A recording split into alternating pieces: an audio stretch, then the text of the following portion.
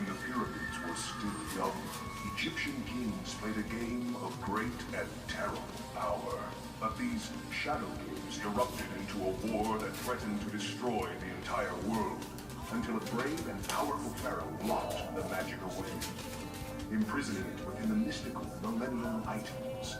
Now, 5,000 years later, a boy named Yugi unlocks the secret of the Millennium Puzzle. He is infused with ancient magical energies, for destiny has chosen him to defend the world from the return of the Shadow Games, just as the brave pharaoh did 5,000 years ago. Oh, hey! Hey, YugiTube. First off, I do want to tell you that I am tremendously impressed, and thank you very much for all the people who've been watching my very first video. I didn't even expect it to go over, 1 view, and that was myself.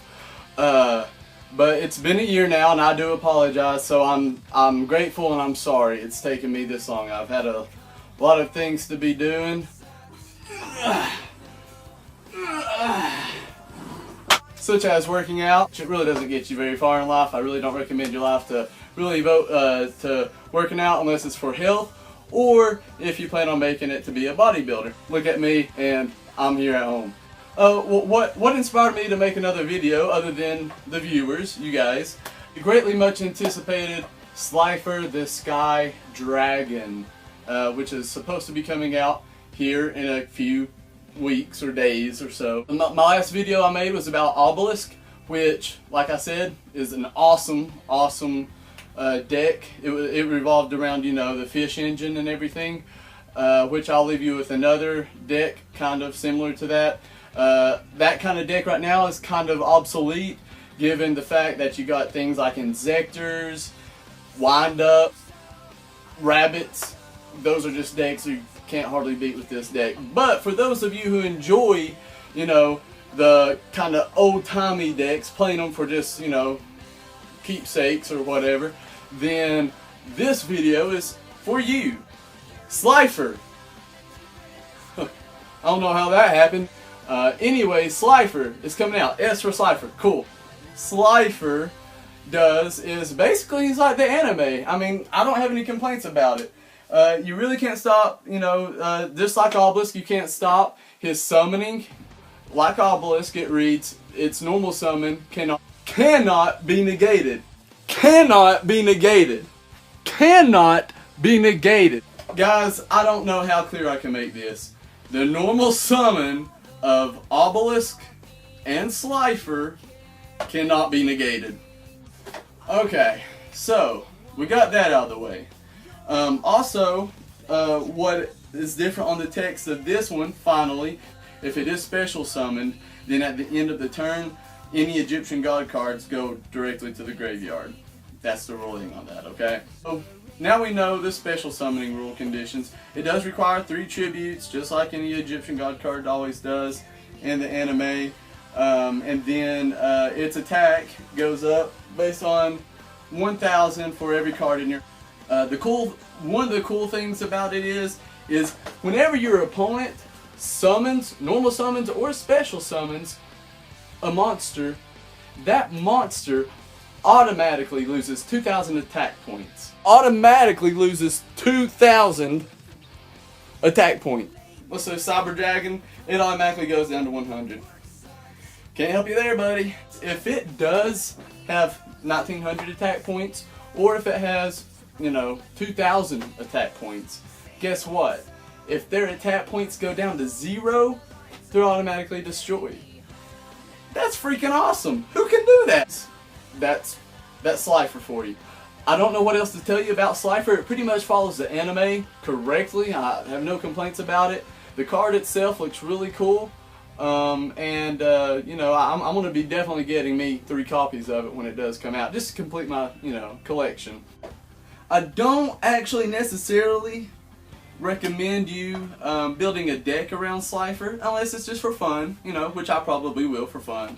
It's always good to enjoy the game that you're playing, not always be competitive.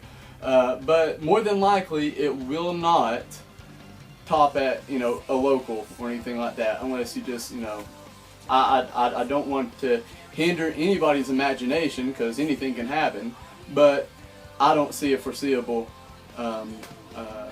winning deck with Slifer. Alright, real quick guys, I'm going to get to Obelisk. This cannot happen in public. However, I do have another deck build, okay?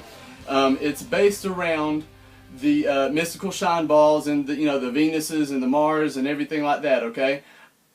It's basically and with Gotcha even too, okay? I was getting Gotcha out with an unbeatable Obelisk, okay? What you got to do is you got to combine Hardened Armed Dragon. You have to combine Hardened Armed Dragon, Obelisk, and some Wabakus, some Threatening Roars, some things like that, just to kind of stall your opponent off.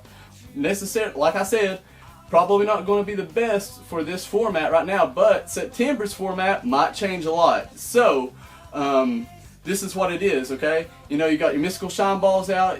What you can do is whenever you special summon Mystical Shine Balls, which you'll end up paying 1,500 life points, okay, you automatically got your setup for your next turn to get your Obelisk out, okay? So what you'll need to do, with the help of Threatening Roar, Wabakus, and other things like that, whenever you know, you'll pass turn, or you can make, you know, your Gotcha, you know, with your Mystical Shine Balls and whatever. But what you'll end up and do is Wabaku, Threatening Roar, somehow get, you know, normal summon Hardened Armed Dragon your next turn. Pass, Threatening Roar, okay? You got an Obelisk in hand, your turn goes, sack 3, you have an unbeatable Obelisk with a Gotcha, okay? That is pretty amazing. You have a monster, a defense monster that your opponent not only has to kill once, not twice, but basically 3 times, on top of having to worry about an unbeatable Obelisk. Unless they, you know, honest it, collude it, whatever, you know. But for this format, it's going to be hard. You got injectors, everything like that, so, you know, they're really fast. Wind-ups really fast, okay? Not really suggested for this format, maybe next format. I'm really hoping so. But there you have it. That's and I was topping. People didn't know what to do with that deck, okay? They didn't see it coming, and I had fun with it. It worked. I got out Obelisk a lot. I got out Gotcha with them too a lot. And then, you know, use your synchros along with it. You don't have to basically always count on Obelisk to win every time, okay? Use your synchros and your XYZ cards to win the game. You don't always have to go based off of Obelisk. I hope you've enjoyed this video. You know, that's just a deck for fun. You could always have a deck, you know, I used to have a deck based on Blue Eyes White Dragon. And then whenever I was just really starting off, I even had this Exodia. Exodia! Obliterate! There you have it. Hope I didn't bore you too long. Thank you guys again. And, you know, leave up your questions. I will start leaving answers and putting more videos on YouTube, thanks to the viewers.